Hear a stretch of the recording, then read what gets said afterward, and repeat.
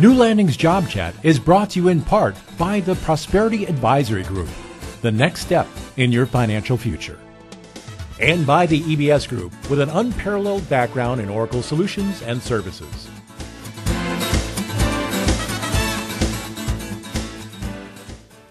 Looking for a job is difficult, but what if you hire yourself? Self-employment through franchising. That is the subject of today's Job Chat. I'm your host, Hector Silva. Our guest today is Brad Johnson. Welcome, Brad. Well, thank you. Brad Johnson is the owner of FranchiseMart. FranchiseMart is a source for people who want to go into business for themselves, as well as companies that want to transform their businesses into a franchise. Right. Brad brings more than 25 years of experience in working with entrepreneurs in the purchase and operations of businesses. Brad has worked for major franchising organizations and has been an officer for mid-sized, multi-state specialty realtor. Brad ensures that both customers and staff know that he genuinely cares about them and will work with them to achieve their goals. If you are interested in getting into business for yourself, selling your current business, or turning your business into a franchise, Brad can help. Brad, again, welcome to Job Chat. And let me ask you just one simple question to begin. That sounds fair. Why franchising? Yeah. Well, franchising is the most successful mode of self-employment. The franchisee, and that's the person who buys the franchise, has a much better opportunity for success when they're using a franchise, which was a proven track method of doing business, successful people helping you, supporting you in your business. And that's basically the reason people go into a franchise, is they're risk takers, but they want to mitigate that risk as much as they can. In a franchise, they know other people have done this same business in other markets and have been successful at it. So they say, hey, if they can do it in Minneapolis, why can't I do it in Kansas City? Right. So as opposed to starting a business from scratch, all the demographic studies, all of the analysis, everything has been done up front. Yeah. And you're just kind of, I'm not going to say jumping on the bandwagon, but you have the benefit of a larger organization that has already done a lot of the work for you. Yeah, not only do you have the benefits of the things that they know are successful, you also have the benefits of the mistakes that they've made. You know, so you don't repeat their mistakes. You know, when you're getting into your own business and you started from scratch, you're going to have a lot of different ideas, and some of them might be wonderful, and some of them might not be so good. So they're going to be able to help you and say, hey, this is what was successful. This is how we built our franchise. You know, they give you an operations manual. They give you a marketing plan. You still got to go out there and implement it. It's still up to your abilities to make it successful, because success of a franchise really depends on four things, and it's the franchise itself, the brand, it's the operating system, it's the support system. But I think the most important is the franchisee, the person who actually buys that franchise and puts it into place. You can look at different franchises have different levels of success within their organization, and that's often based on the quality of the franchisee they put in place. And so I think it's real crucial for people who are looking at getting into business for themselves, looking at a franchise, they make sure they match their skills up with the franchise that they're going into. Doesn't mean they have to have a history in that business. You know, they don't have to know how to make a sub sandwich or to refinish a floor or to groom a dog, but they need to have the business skills to go do those things.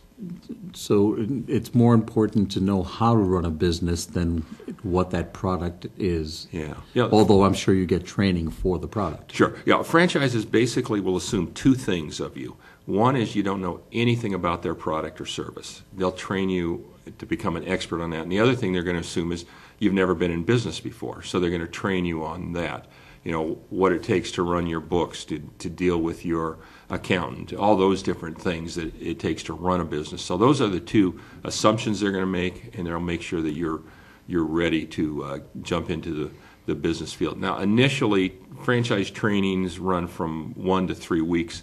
after you buy the franchise to get you up and trained and be ready to run it. But then the franchisor has support in place where they continue to train you and support you really through the life of your franchise. And that's one of the reasons why franchising, because you've got that support system. So if there are any upgrades to a product or any changes to that product, you're still being trained along the line to keep up. Technology changes, new things, new fields, new ideas.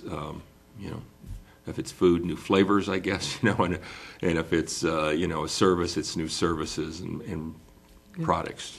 Well, I'm sure there are hundreds, if not thousands, of franchises out there, and some even in the same product area. Sure. How do you choose wisely which one to go with? Well, there's a number of research steps that you take when you're looking at a franchise, but probably the most important is visiting with the existing franchisees. The franchisor, after you're in contact with them, will supply you, and I work with my clients on this, but supply you the names and numbers of franchisees to talk to. They'll give you what's called a federal disclosure document, which is prepared by the franchisor, meets government requirements, and in that is the name and phone number of every existing franchisee, name and phone number of terminated franchisees, at least their last known phone number, contact information about any lawsuits that have been supplied. So you need to read through that and call a bunch of those people. Also, I'd say at least half of my clients have a qualified franchise attorney review that document for them, because sometimes it's as important what's in the document as what's not in the document. Besides calling these franchisees, if there are any in your area, do you get an opportunity maybe to visit and not just see the front of the house, but see what happens behind the scenes? Yeah. When I don't know if you know this, FranchiseMart is a franchise itself.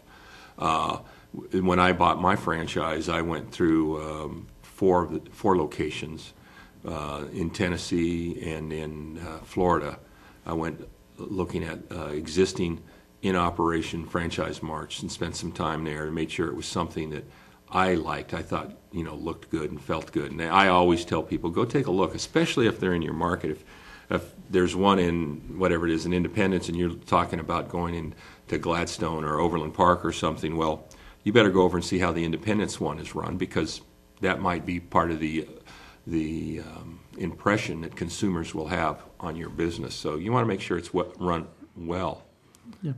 Well, if you want to get into franchising, of course, one of the important things is financing. Yeah. Because you have to pay for it. Yeah. There's no getting out of that. Yeah.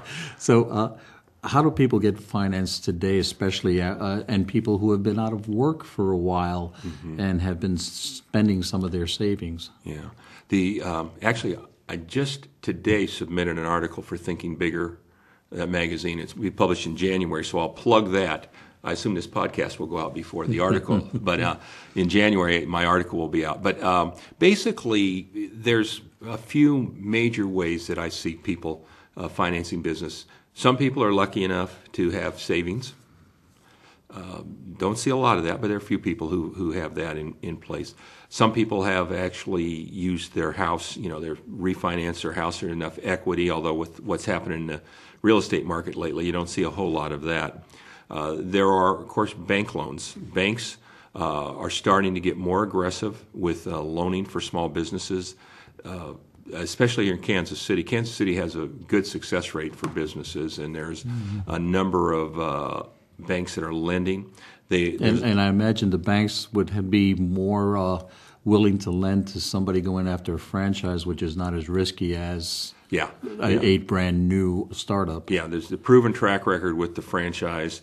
The SBA has a program designed to help franchises get into business. Banks basically want to first look at, can we get this loan approved without SBA backing? They do a little better on it. It's a little easier, less paperwork.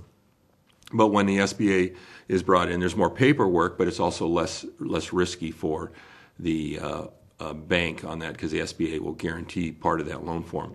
But probably the major way that I'm seeing, by far the largest percentage of people getting in business today are using their 401k in a conversion program that doesn't have tax implications for them, or there's no tax, there's no penalty on it. You have to hire a qualified expert to set this up for you. But basically, your 401k is now, invested in General Motors and General Electric and General Mills and whoever else. Well, then they will create for you a new corporation and a retirement program in that corporation that will then invest that money into your new corporation. And you can use that money for legitimate business expenses, buying your franchise, staffing your franchise, getting all the materials, the inventory for your franchise, and even the payroll to get your franchise up and going.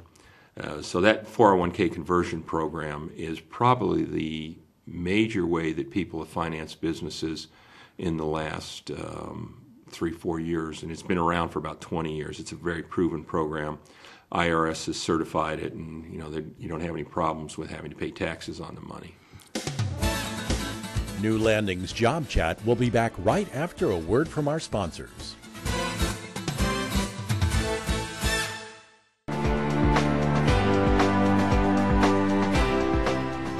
Hello, my name is William Easley, Managing Director of Wealth Management with Prosperity Advisory Group.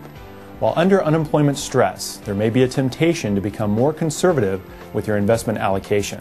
Recognizing how short-term problems can adversely influence your thinking about long-term goals can help you avoid costly mistakes. It's reasonable to expect that you may need cash and more liquid assets at your disposal as you assess your financial situation over a job loss. However, you must avoid selling long-term investments as a panic response to uncertainty. You may trigger an unwanted tax or generate an ill-timed loss. Conversely, being unemployed isn't the time to take a flyer on a hot stock tip, ratcheting up your risk level in hopes of a quick profit to make up for lost income. You may do nothing more than compound your cash flow problem. A reasoned and balanced approach is recommended. Start by seeking out a qualified financial planner, such as a CFP professional, who can help you assess your unemployment situation, suggest strategies for conserving wealth, and perhaps help you with ideas on how to best protect assets. It's important to sort out alternatives while structuring a plan around your short-term objectives and your long-term goals. Again, I'm William Easley with Prosperity Advisory Group, the next step in your financial future.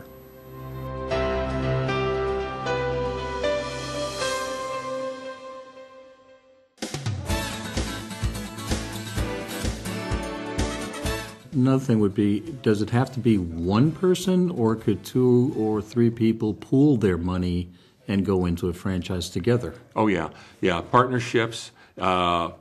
You be careful about getting into a partnership. Make sure you know who you're getting into a partnership with, and make sure you know their values are similar. I have seen partnerships over the last 20 years where I thought, man, this is going to be the greatest one in the world, and it was like one, what's the name of that? Kim Kardashian marriage. It was over in 27 days or whatever.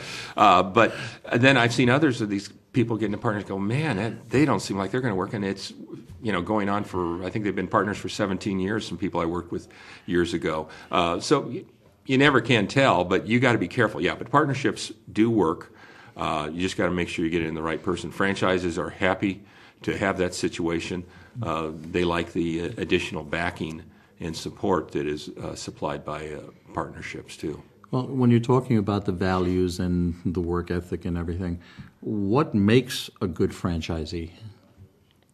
A good franchisee, somebody who believes in himself, someone who's willing to work hard, probably a little bit of a visionary. About 75% of Americans dream of going into business for themselves. It's really only someplace between 2 to 5% who actually ever do open up their own business, and that person has to have that certain gumption that I can go out and I can do this, I can be successful. There's a lot of stress in a new business. They have to be able to deal with that. When you say visionary, aren't all the decisions made for you by the franchisor? Wouldn't that be nice? No. A franchise is basically a tool to have a successful business. Yes, they're going to tell you how to do it, but you hire the people. You make the final decision. A franchisor does not control the really big decision parts of your business. Yeah, they're going to tell you, here's our successful marketing program, and our franchisees have been successful with this direct mail or this radio program or this, but you still have to decide where you're going to invest those dollars. They're going to tell you that we do a lot of networking to grow our business to business, especially as a networking thing. Well, you've still got to go out there, and it has to be your ability to network. So in the end, it's still your business. It's still your business, and the success of it depends on you and what you put into it. Years ago, I was with Midas. I spent 10 years with Midas International, great franchising company, and I had a few units that failed because just didn't work well. We put a new franchisee in the same unit, same everything, and sales, one of them actually went up 10 times in 1 year. One franchisee was $150,000 in his first year in business. He failed, gave us back the keys. We refranchised it. The new guy did over $1 million worth of business. And that's, everything was the same except for the operator. Wow. So when we're talking about figures like that, what is the typical investment for a franchise? My client's typical investment, what I see in my consulting business, is $50,000 to $100,000. Franchises, there's investments as small as $10,000 into franchises, and there's a couple $1 million. I don't see a lot of either side of that. The typical person that I deal with is $50,000 to $100,000 to invest. And they might leverage that fee. We go back to the financing. If you're going to have $40,000, you probably can get a $120,000, $140,000 business off the ground because of being able to leverage that money with financing. But 50 to 100 is kind of where my typical client comes in at. Okay. Well, and I'm sure that there's a wide range, so like you're saying, but some of the companies are well established, while some are just new franchisors themselves. So is there a difference? Should you be looking in one direction and not the other? Or is one going to cost you more than the other? No, there's advantages and disadvantages to going with the tried and true, well-established or new. And certain people only want to look at something that's new to the industry. I want to be the first in my market. I want to be the one that brings in the next big thing into Kansas City. And others are, hey, I only want a business that I know is well-established, that everyone understands, that I don't have to be re-explaining what I do. If you see a Mr. Good Sense go up in the neighborhood, you know what that is. You can go in there, you can get a great sub sandwich, and they got the chips and the drink, and you can get the pasta, and even you know exactly what it is. But if you see a great wraps go in, I wonder what that is. They must do wraps. So certain people want to go one way and certain want another. Nothing wrong with it. Both can be successful. Again, as long as you do your homework in both cases. Yeah. You better know what you're doing. But yeah. And this is where you come in to try to help them with making decisions. Yeah. Giving them the information that will help them make the decisions. Yeah. When people come into my location, basically I spend the first meeting is usually a half hour to an hour. It's really figuring out who they are, what they're good at, what their job history is, their likes, their dislikes, the retail, business to business, business to consumer, home-based, their investment criteria, all of that. Put that together, and then I'll go out and do some research, and we'll get back together for a second meeting. At that meeting, I'll present them with usually 5, 6, 7 different looks at opportunities that I think would work for them, and then try and focus that down to 2 or 3 that they walk out the door with, and we start that process of working with. I have some clients who will take those 2 or 3 all the way up to the finish line, all 3 franchises. They'll have done all the research. Others who really quickly narrow it out and get down to one of those and take that all the way to the end. And I've had clients who are working with them over a year, and we're still working. So you make the decision. This is what I want to go with. Yeah. What do you do next? Well, you'll sign a franchise agreement. First off, your franchisor will give you the documentation. You have, by law, 14 business days to review that. You review that, you make sure you're all comfortable with it. You sign it, you give them the check, so you're in a franchise. Then you go to training. That training can be anywhere from, like I said, 1 week to 3 weeks. After that, depends on what type of business you're in. There's some franchises that I represent that you can be at training and you're back the next week and you're up and running your business. And there's others that now they're securing your location, they're building it out for you, and it's, how long does it take to do all that? And it can be 6 months before you actually got your doors open on your business. So each, depending on what you go into, those steps are different of where you have what goes on. So that's a definite consideration when you're doing all that upfront work, which seems like a lot of work goes into that upfront work. One of the things you have to look at is if I have to go to brick and mortar and have something built, then I'm not going to see profit for a long time. Yeah, you're going to build that in. Most franchises, and this always drove me nuts when I was with Midas and my years with Prudential, same thing. But a new franchisee, we would require that, and I don't know if it's still this way with Midas, but we would require that they'd have either 6 or 8 months worth of liquid capital to run their business after the doors opened, as if they were never going to sell a muffler or do a brake job or an alignment or any of that, which would not happen, but they wanted them to be that well financed. And there is some sense to that, that it takes a while to get your doors open, it takes a while to get business up and running, so you are ready, and it's not like a panic. You haven't done whatever your break-even sales in the first week and you have to shut the doors, so they're being capitalized for not only after you open the doors, but getting up to that point. Yeah, especially if you're not the only one that's working in it, and you have to pay staff. Yeah. Oh yeah. There's and then there's a lot of my clients will have a job, and they'll just continue to work up until those doors open up. And actually, right now, I'm mainly doing home-based businesses and shared office space type of facilities, rather than a whole lot of retail. Not a whole lot of retail investments going on. I think it's a good time for retail because rents are so good right now, and a lot of good employees are available, as you know from here. What trends do you see in franchising? Service is the trend. It used to be that food was, the big portion of franchising. It's more those service businesses, business to consumer, things where people have a mobile service that they bring out to the person's home, whether it's groom their dog or to wash their windows or to refinish their floors or that. Those are bigger trends right now, and that's what I see a lot of people being interested in. There's some technology trends going on too. I've got 3 different clients looking at one particular technology company right now, and so there's seems to be a lot of interest in that. You said something that I hadn't thought about before when you said consumer. Besides consumer business to consumer, is there business to business type franchises also? There's a lot of them. There is a whole. I would say. We have as our core representation about 200 different franchises. I'm going to guess that maybe not 100 of them, but probably at least 80 of them are business-to-business franchises.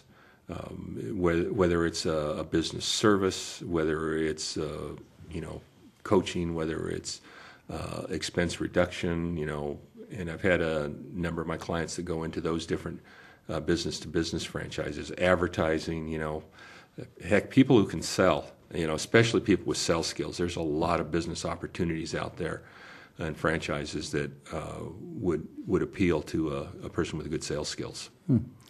I've heard the term master franchising, but not sure exactly what that means. Master franchising, again, going into basically someone skilled in selling, in business management, etc. The master franchisor buys into a franchise concept that was probably new to the area, and they will not only probably run a pilot unit, but they will recruit new franchisees and help those people run their units and help them in their training and all of that. And in exchange for that, they are splitting the fees, the franchise fees, with the franchisor. So the franchise might be headquartered in Florida or Arizona or whatever, but the guy here in Kansas City will actually be in charge of talking to new people who are interested in that franchise, helping them pick out their locations if it's retail-based, helping them, keeping them motivated, keeping them on track. So works as the franchisor in the business. Some master franchises don't require their master to actually have a pilot unit. Some of them require a pilot unit that is used for training and stuff. But it's one of the great secrets of franchising, and it's extremely successful. There was a master franchise in Atlanta that was just resold after 20 years in business, but it was multi-million-dollar resale. And the guy started the business 20 years ago, just kind of walking into a consultant's office and say, here I am, what kind of business should I get into? So, well, Brad, we really want to thank you for joining us today. And I think this gives everybody a real good insight as to franchising as opposed to just starting a business and all of the good things in it. And as with everything, there's always a bad side to it, but it seems that the risk is mitigated quite a bit. If somebody wanted to contact you and learn a little bit more about franchising or maybe even get involved, where could you be reached? Well, Hector, first off, thank you very much for having me, and it's enjoyable, and I always appreciate the things that you guys do here at New Landings, and I miss the old days when you used to meet in my conference room as you planned these sessions. Those were fun. So do I. Yeah. But I'm at 95th and Quivira, right across from the Oak Park Mall in Overland Park, next to Houlihan's. Phone number is 913-888-1400. Probably best to set an appointment, but I do take walk-ins if I don't have an appointment coming in at that time. Website, if someone wants to look me up on the web, www.fmop.net, FranchiseMartOverlandPark.net. So that's the easiest way. I do have most of my 200 franchises listed there, but I really suggest working with me rather than trying to go through the internet, because most of my clients, I'll show them things they didn't even know existed. And say, after I learn about them, I'd say, hey, here's something that you want to take a look at. And the real rewarding part for me is how excited people get when I show them something that they didn't know existed, and they say, hey, this is what I'm going to have as my life work now. That's a very rewarding part for me. I might also mention there's no fee to use my services. I don't know if people are listening all the way to the end. No fee, and if you show up in person, you'll even give them coffee. Yeah, great coffee. Right now I've got some Hawaiian coffee again. So it's all good. Yes, yeah. And your co-host, Don, who's not conveniently not here today, but he used to bring me coffee all the time, so those were good days too. Well, thank you so much. And remember that all of our job chats are available to you anytime on our website, newlandingsjobchat.org. Just click on the Past Chats button. And as always, we thank you for listening, and may your days be full of health, happiness, and success. Thank you.